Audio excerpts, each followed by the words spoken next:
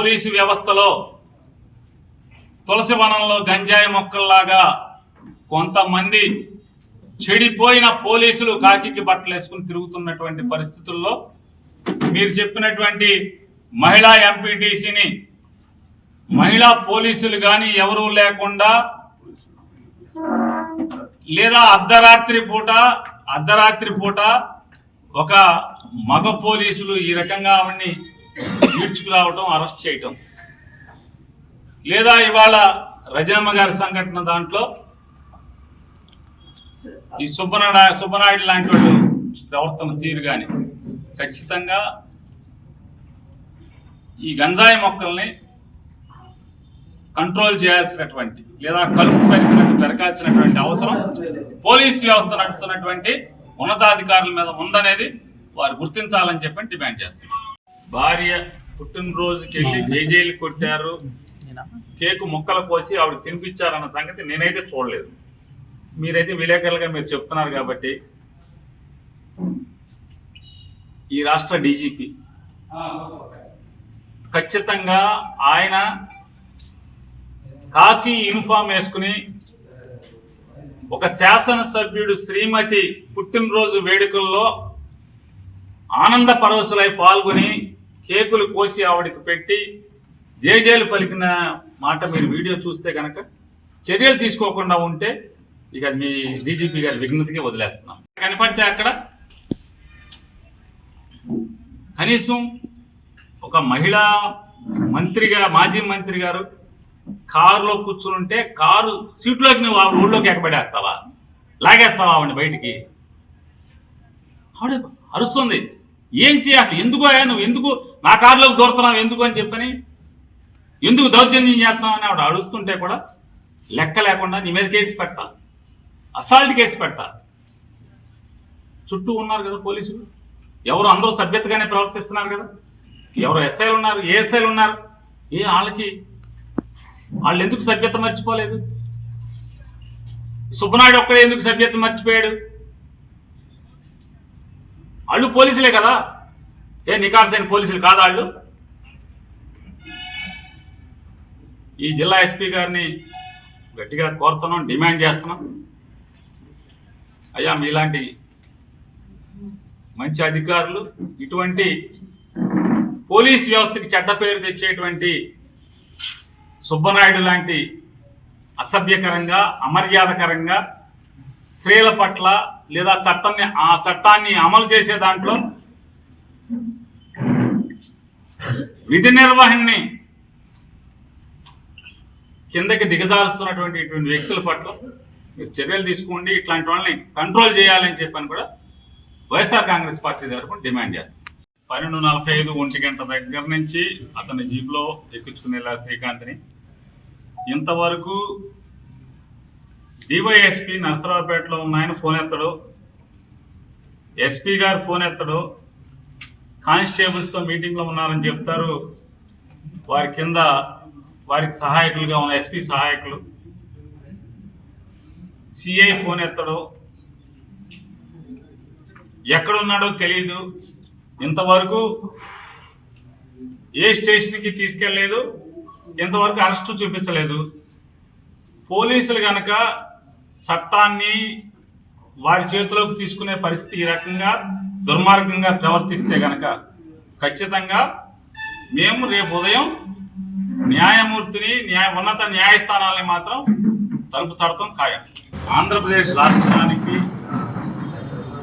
మంత్రిగా విధులు నిర్వహించినటువంటి చిలకలూరుపేట మాజీ శాసనసభ్యులు మాజీ మంత్రి గారు ప్రజా జీవితంలో నిత్యం ప్రజల మధ్య ఉండేటువంటి దినచర్యలో భాగంగా ఇవాళ తన నియోజకవర్గంలో ఒక గ్రామంలో పరామర్శకి వెళ్ళిన నేపథ్యంలో పరామర్శ చూసుకుని ఆవిడ తిరిగి కారు ఎక్కుతుంటే చిలకలూరిపేట రూరల్ సర్కిల్కి సంబంధించినటువంటి సుబ్బనాయుడు అనేటువంటి ఒక సర్కిల్ ఇన్స్పెక్టర్ మొత్తం పాత్రికేయ మిత్రులు కానీ సభ్య సమాజం కానీ అందరం కూడా మన కళ్ళతో మనం చూసాం.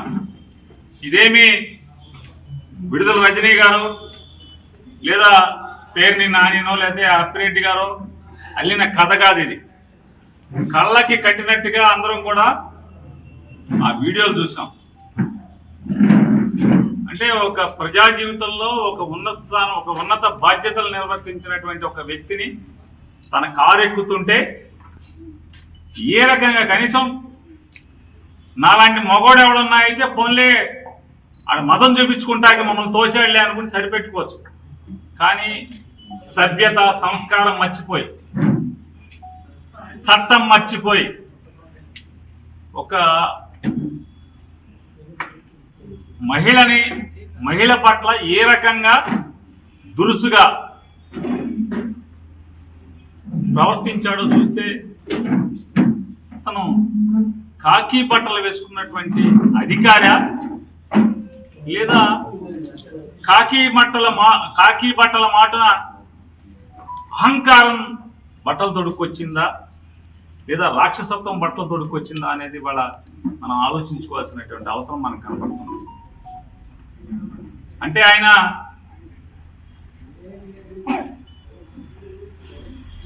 అదృష్టవశాత్తు ఒక సర్కిల్ ఇన్స్పెక్టర్ అనేటువంటి ఒక ఉద్యోగంలో ఉన్నాననేటువంటి అహంకారంతో చట్టాన్ని మీరి ఎవరినైనా, చట్టం ఏం చెప్తుంది, ఎవరినైనా మీరు ఎటువంటి నేరంలో అయినా అరెస్టు చేయదలుచుకుంటే ఖచ్చితంగా అయితే ఎఫ్ఐఆర్ చూపించాలి లేదా నోటీస్ ఇవ్వాలి. ఎటువంటి కాగితం చూపించడు, ఎటువంటి కారణం చెప్పడు. నా ఇష్టం, నేను అరెస్టు చేస్తా, నీ మీద అసాల్ట్ కేసు పెడతా. మీరు విన్నారు, అవసరమైతే అసాల్ట్ కేసు పెడతా అంట రజనీమ్మ గారి మీద. ఆవిడ కారులో ఆవిడ కూర్చుని ఉంటే ఆ డోరు లాగి ఆవిడ్ని బయటికి లాగుతాడు. మహిళ అనేటువంటి విచక్షణ లేకుండా ఎలా పడితే అలా ప్రవర్తిస్తాడు, మీదకు వస్తాడు. మన ఇంట్లో ఆడవాళ్ళు లేరా? ఇంట్లో తాడి కట్టిన వాళ్ళు లేదా? జన్మనిచ్చిన వాళ్ళు లేదా? తోడబుట్టిన వాళ్ళు లేరా? ఎలా పశువులాగా ప్రవర్తిస్తాం? చట్టం నీ ఇష్టం, ముద్దాయిలను అరెస్ట్ చేసుకుంటావు. ఒక శ్రీకాంత్ రెడ్డిని కాకపోతే మా పార్టీలో ఉన్న లక్షల మందిని వేసుకుంటారు, మేము రెడీగా ఉన్నామని చెప్తున్నాం కదా సంవత్సరం నుంచి. మీ ఇష్టం వచ్చినండి, మీ ఇష్టం, మీ చేతలైంది మీరు చేసుకో. మీకు అధికారం ఇచ్చారు ప్రజలు కదా, మీకు అధికారం ప్రజలు ఏ మాట చెప్పారో ఆ మాటని నెరవేర్చలేరు, ప్రజలకు మంచి చేయలేరు, ఊళ్ళు బాగు చేయలేరు. ఏం చేస్తారయ్యా అంటే వైఎస్ఆర్ కాంగ్రెస్ పార్టీ వాళ్ళని అరెస్ట్ చేస్తారు, చేసుకోండి, మేము రెడీ అంటున్నాగా. పారిపోయేవాడు ఎవడున్నాడు? వైఎస్ఆర్ కాంగ్రెస్ పార్టీ కార్యకర్త జెండా మోసేవాడు నువ్వు కేసెడతా అంటే పారిపోయేవాడు ఎవడు? స్టేషన్కి ఎదురొస్తామని చెప్తున్నాం కదా. కాకపోతే పద్ధతిగా చట్టం మేరకు, చట్టానికి లోబడి ఎందుకు నన్ను అరెస్ట్ చేస్తున్నావు, నేను ఎందుకు పోలీస్ స్టేషన్కి రావాలి, నా మీద కేసు ఏంటి, ఏ సెక్షన్లతో ఎఫ్ఐఆర్ నమోదు చేశావు, నా మీద ఎవడు ఫిర్యాదు చేశాడు, ఫిర్యాదు సారాంశం ఏంటి, ఏ రకంగా నేను చట్టానికి లోబడి నేరానికి చేసినట్టుగా నా మీద అభియోగాలు నమోదైనవి నాకు చెప్పాలి కదా. ఇది చట్టం చెప్తుంది కదా. ఏమీ చెప్పకుండా రాక్షస రాజ్యంలాగా ఒక మహిళా మాజీ మంత్రిని డోర్ పట్టుకుని నువ్వు కారు దిగని చెప్పని కారులోంచి బయటికి లాగుతావు. ఇవాళ అతని తీరు, అతని ప్రవర్తన ఈ జిల్లా ఎస్పీ గారిని అలాగే ఉన్నతాధికారుల్ని, అతని పైన ఉన్నటువంటి ఉన్నతాధికారులను కూడా మీరు ఒకసారి చూడండి. మీ అధికారి ఎవరైతే సుబ్బనాయుడు ప్రవర్తించినటువంటి తీరు, సభ్య సమాజం లేదా మీ అంతరాత్మ, ఎస్పీ గారు మీ అంతరాత్మ మీరు ప్రశ్నించుకోండి.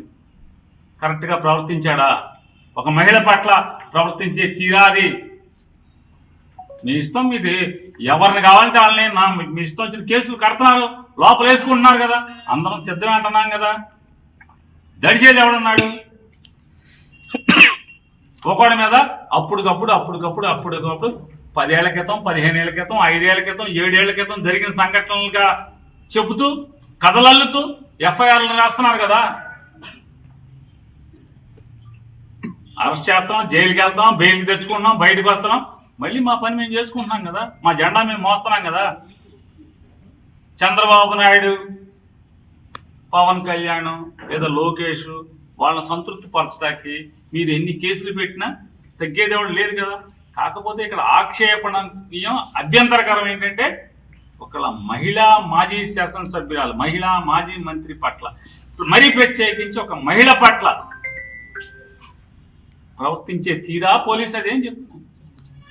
కుటుంబ సభ్యులకి అడుగుతున్నాను, కాస్త అన్నంతో పాటు సభ్యతా సంస్కారం కూడా పెట్టండి అమ్మాయికి. ఇంట్లో అన్నంతో పాటు సభ్యతా సంస్కారం కూడా పెట్టండి ప్లేట్లో. బయటకు వచ్చి పశువులాగా, మృగంలాగా ప్రవర్తించే పరిస్థితి వస్తే దమ్ముగా నువ్వు ఉద్యోగం చేయి, 41 నోటీస్ ఇవ్వు, ఎఫ్ఐఆర్ కాపీ మొహాన్ని కొట్టు, జుట్టు పరుపు ఈడ్చుకెళ్ళు, బేడీలేసి నడిపించుకెళ్ళు. నీ ఉద్యోగాన్ని ఎవడాపుతాడు? అంతేగాని ఒక మహిళ పట్ల కీచకుడిలాగా ప్రవర్తించే పరిస్థితి వస్తే తగిన శాస్తి మాత్రం అనుభవించాల్సిన పరిస్థితి వస్తుంది. ప్రకృతి ఒప్పుకోదు, భగవంతుడు ఒప్పుకోడు. అందరు లెక్కలు తేలుతాయి, కానీ ఇంటికి వెళ్ళాకైనా బట్టలిప్పే 4 రోజులు ఉద్యోగం కోసం, ఈ పోస్టింగుల కోసం, ఈ దిక్కుమాలిన ఉద్యోగం ఇట్లా చేయాలా? నికాల్స్గా చేయండి. సినిమాల్లో చూస్తుంటాం కదా, గంజి పెట్టిన కాకి అంటే ఎట్లా ఎంత నికాల్స్గా ఉద్యోగం చేయాలో అది వదిలేసి ఈ రకంగా నీ ఇష్టారాజ్యంగా ఉద్యోగం చేయటం. ఈ చుట్టుపక్కల ఈ జిల్లాల్లో ఈ ఎస్పీ గారి కింద ఎంతమంది సీఏలు ఉన్నారు? అందరూ ఇట్లా లేరే. ఈ సుబ్బనాయుడు లాగా అందరూ లేరు కదా. ఓ సుబ్బనాయుడు, ఇంకో భాస్కరు, ఇంకో ఎల్లయ్యో పుల్లయ్యో, 3-4 చెప్తున్నారు. చించుకోండి ఒళ్ళు. కాకి మాటను మీ ఇష్టం వచ్చింది వేసుకోండి. ఈ 3-4 ఉన్నారు కదా. కానీ ఈ రకంగా ఒక స్త్రీ పట్ల, ఒక మహిళ పట్ల ఉచ్చం నీచం మరిచి, సభ్యతా సంస్కారం మరిచి ఈ రకంగా ప్రవర్తించడాన్ని మేము తీవ్రంగా ఖండిస్తున్నాం. అలాగే ఉన్నతాధికారులకు కూడా చెప్తున్నాం, అతని మీద ఖచ్చితంగా చర్యలు తీసుకోండి. మీరు అంటే చట్టం అరెస్టులు చేసేప్పుడు కోర్టులు ఎన్నిసార్లు గడ్డి పెడుతున్నా కూడా ఈ సుబ్బనాయుడు లాంటి వాళ్ళు ఎవరు కూడా మారరాయిక. ఈ 3-4 ఈ జిల్లాలో ఉన్నవాళ్ళు కోర్టులు ఇప్పటికి ఎన్నిసార్లు అక్షంతలు వేస్తున్నాయి, ఎన్నిసార్లు మొహమ్మ చేపట్టు మీ డీజీపీని పిలుస్తాం కోర్టులకి అని చెప్తున్నా కూడా భయం భక్తి లేదు. చట్టం మేరకు పనిచేసే, చట్టానికి లోబడి ఉద్యోగ నిర్వహణ చేయరు. ఎవడి మీద కేసు ఉంటే వాడి మీద ఏం కేసు ఉందో నోటీస్ ఇవ్వు, లేదా ఇంట్లో కుటుంబ సభ్యులకు నోటీస్ పడే మొహాన సంతకం పెట్టించుకో, నీ మొగుడి మీద, నీ కొడుకు మీద ఈ కేసు ఉంది అని చెప్పి అరెస్ట్ చేసి తీసుకెళ్ళు. అది కానీ